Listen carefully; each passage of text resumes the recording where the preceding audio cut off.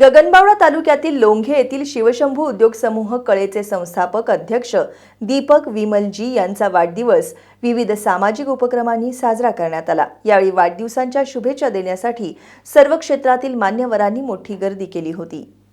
गगनबावडा तालुक्यातील लोंघे येथील शिवशंभू उद्योग समूह कळेचे संस्थापक अध्यक्ष दीपक विमलजी यांनी प्रतिकूल परिस्थितीत प्रवास करत इथपर्यंत मजल मारली आहे। आपला उद्योग व्यवसाय सांभाळत सामाजिक बांधिलकीतून अनेक उपक्रम राबवण्याचा त्यांचा नेहमीच ध्यास असतो।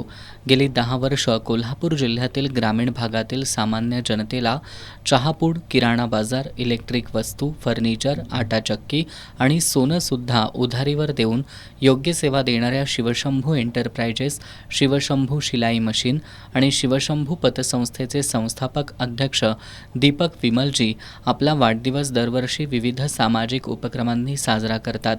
यावर्षी त्यांनी डोंगर वस्त्यांवरील जिल्हा परिषदेच्या शाळांमध्ये जाऊन मुलांना शालेय वस्तूंचं वाटप केलं। त्याचबरोबर शिये इथल्या करुणालय बालगृहातील अनाथ मुलांना किराणा बाजार आणि फळे वाटप करून आणि औषधोपचारासाठी आर्थिक मदत केली।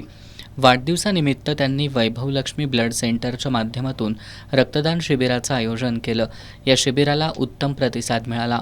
पन्हाळा तालुक्यातील आळवे इथल्या नाईट कट्टा ग्रुपनं राबवलेल्या व्हिजन ग्रीन या उपक्रमात सहभागी होऊन दीपक विमलजी यांनी 51 झाडं दिली।